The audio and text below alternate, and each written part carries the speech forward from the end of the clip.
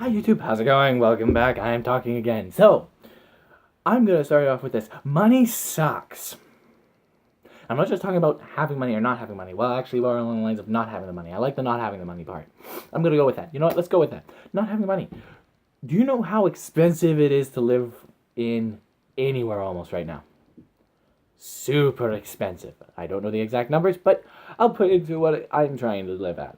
The average rent I can find is anywhere from $600 to $1,400. Now, that doesn't sound that much, now does it? But where I work is, let's say, boop, there. Most of the other spots that I could get the rental fee for the 600 are boop. Yeah, I know you can't even see where it is it? Can you? That's because they're so far away. The place right beside it, boop, is $1,400 a month. I'm getting paid about $730 every 2 weeks. So I would then get able to pay $60 for my utilities.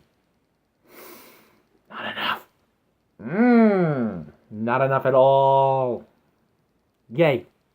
Love not having money. Love it. I know.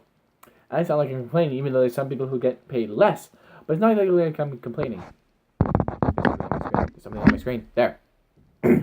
Little OCD. But no, seriously. I know I'm in a pretty good spot because of the amount of money I'm getting paid. I work at Costco. We get paid pretty well. And I just got full time, so I'm getting really good hours. Thing is, I knew people who were working part time who were doing 2 to 3 jobs to make ends meet. That's a lot of working, not living, working to get by. I look at half the stuff I have in my room and I realize I don't need it. But I bought it anyway. And it's useless. And it's a lot to take in. And money's been an issue for me and a trigger for me for 10 years, give or take. Give or take. I'm going to say 10 years. I was one of those families that we had money, but for some reason you kind of always heard that it was a little bit tight, but you never saw it. And it was kind of like that way for a very long time, and then all of a sudden, oh yeah, we were really super tight all the time. We just didn't tell you. So then it all kind of came crashing down, so now I'm trying to help with that, and it's a little bit hard. Really hard. But that's okay, because I'll figure it out. I'll figure out how to help the best I can. The other thing that I have an issue with today is, do people realize what they say? Like, really, truly, what they say? Their words have meaning. You have to be careful what you say and who you say it to, and how you say it. Just because something sounds like a frivolous comment, or just a reaction to something, or you might think, oh well, it's just a reaction. Who cares? The other person might take it so seriously. And I don't know if it's wrong to take it seriously or not, but I don't think it's not wrong either. Everybody has their own way of thinking, and you have to be conscientious of ways other people think and say things before speaking. And I know that sounds like a lot of work, and it sounds like, oh, well, why should I be conscientious of them if they're not going to be conscientious of me? Well, because even though it doesn't look like they deserve it, they do. And you kind of have to think about what you're asking them. Like, if you're asking for something or pointing out a flaw in a plan or something, try to think of it from their point of view. Like, what was it? Oh, I know. At the gas bar, I told them to get rid of that little silver flicky thing for the pumps. Because that little silver flicky thing allows them to, like, you pop the gas, it starts flowing, you flick the silver thing, and it holds it there. And you can just walk away from the pump. Most people walk away from the pump and they stay outside their car, but they just walk away from the pump. Other people, however, they get back into their car. Now, I know what you're thinking. Well, you're supposed to stop them from getting back into their car. Or tell them that if they get back into their car to touch something metal before they start touching the pump. And I can usually do that, except for 3 things. First thing, if it's minus 50, I'm not telling them to get out of their car. It's not going to happen. And even if I do, there comes the second thing. Second thing, language barriers. How do I explain static electricity? to somebody who could possibly be from, we'll use China. Why? Because a lot of the times I have an issue relaying a message. It is Mandarin Chinese, and the English is not as... I'm pretty sure they understand me, I just don't understand their responses. It's my problem. I don't have the ability to communicate properly, or convey the message properly, which I shouldn't have to. So in the third thing is the most important. I go up to tell them, but they don't do it. I've told so many people to touch something metal and they haven't done it. They think, oh, well, I ground myself with my feet. You're right, your rubber soles do so well for that. Have fun blowing up. And I'd have to clean it up. Why? Because I'd be on duty. So yay. So that's why I'm trying to get my work to get rid of those silver thingies. But when I asked it, the immediate response was no. Until I explained the safety benefits.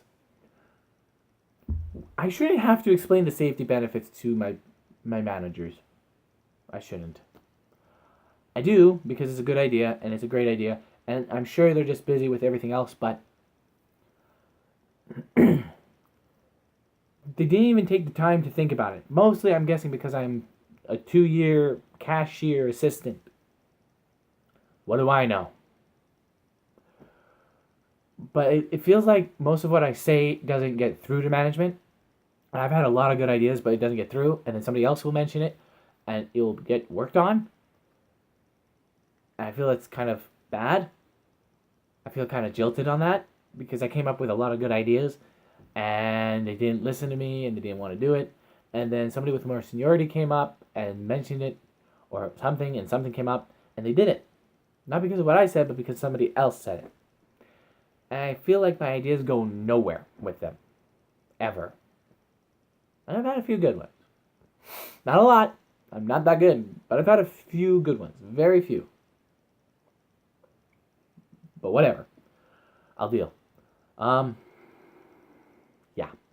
I'm going to switch topics now so I can get happy. So, Destiny. I heard that some people wanted to see what Destiny 2 is about. So I want to know now, do you want to know what Destiny 1 is about? Right now, they are doing a thing where I would basically be able to start from the beginning. I have something that could boost my character all the way to the top level, and I can show you the entire story of the first game right now with cooler raids. If that's something you want to learn or look at or see, comment down below. I only have like 5 subscribers, so if 3 out of 5 say, yeah, do it, I'll do it. Actually, if 2 out of 5 say do it, I'll do it, because I only have 5 subscribers. So, I will do it, because you want to see it.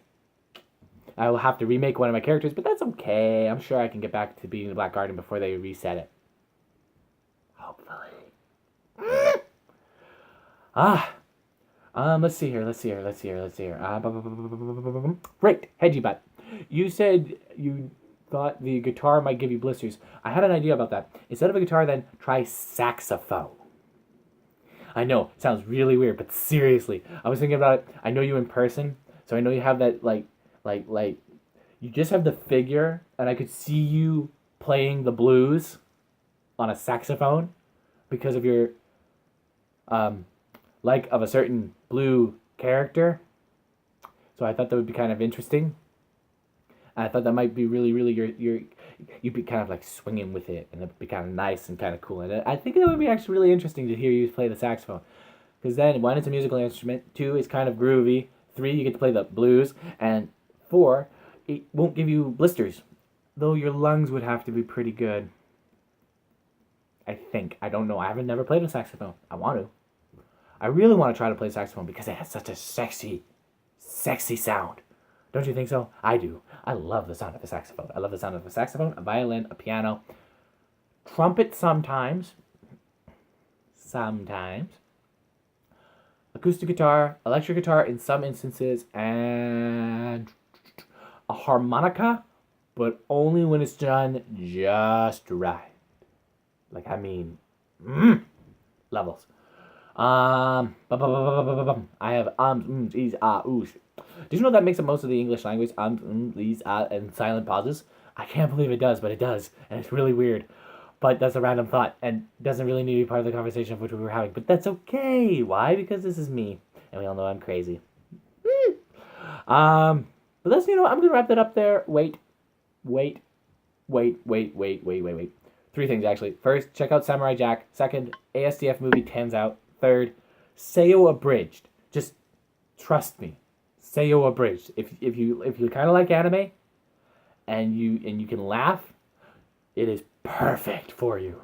It is one of the best abridged series I've ever seen. Hellsing Ultimate Abridged series beats it, but it's still good.